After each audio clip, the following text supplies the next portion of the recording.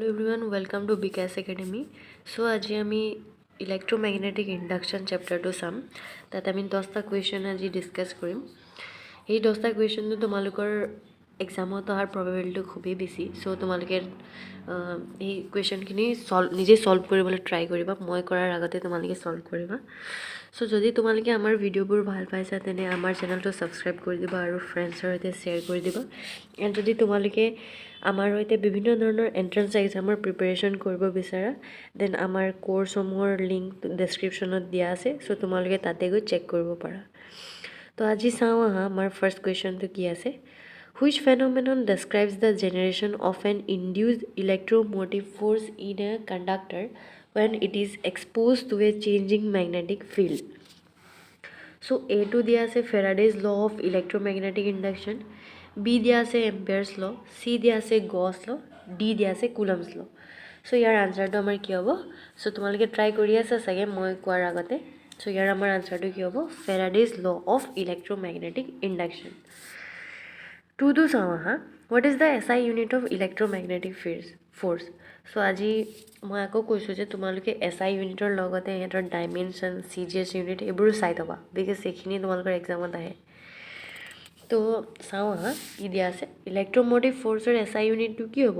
A দিয়া আছে volt, B দিয়া আছে এম্পেয়াৰ, C দিয়া আছে টেছলা, D দিয়া আছে কুলম। চ' ইয়াৰ আনচাৰটো কি হ'ব আমাৰ? ভোল্ট। থাৰ্ডটো চাওঁ আহা। In which direction is the induced current in a conductor placed in a changing magnetic field according to Lenz's law? So option A दिया से in the same direction as the change in magnetic field, B दिया से opposite to the change in magnetic field, C दिया से perpendicular to the change in magnetic field, D दिया से depends on the conductor. So your answer to क्या होगा? Opposite to the change in magnetic field. Fourth to saha. What happens to the induced EMF in a coil when the rate of change of magnetic flux through the coil increases? So your option diya ase A increases, B decreases, C remains unchanged, D diya ase becomes 0. So your answer to ki hobo? Increases. Fifth to saha. What is the phenomenon called when a changing current in one coil induces an EMF in another nearby coil? A दिया से self induction, B दिया से mutual induction, C दिया से electromagnetic induction, D दिया से Lenz law. सो यार हमारा answer तो क्या होगा? B mutual induction. এতিয়া question number 6 to sawa. What is the device used for converting mechanical energy into electrical energy based on electromagnetic induction? A दिया से transformer, B दिया से dynamo, C दिया से inductor, D दिया से rectifier. सो यार answer क्या होगा? Dynamo. Option B तो हमारा correct. 7 to sawa.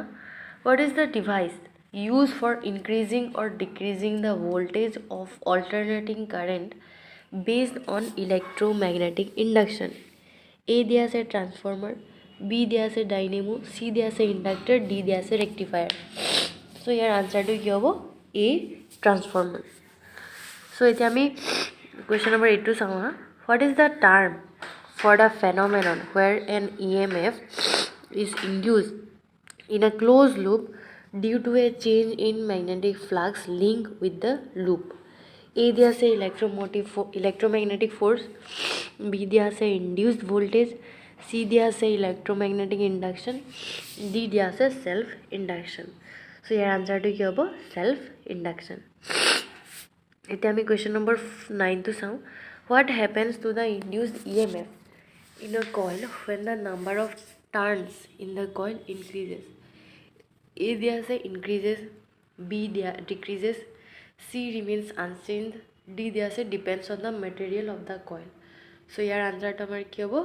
A increases. এতিয়া আমাৰ last question to क्या আছে চাওঁ হা.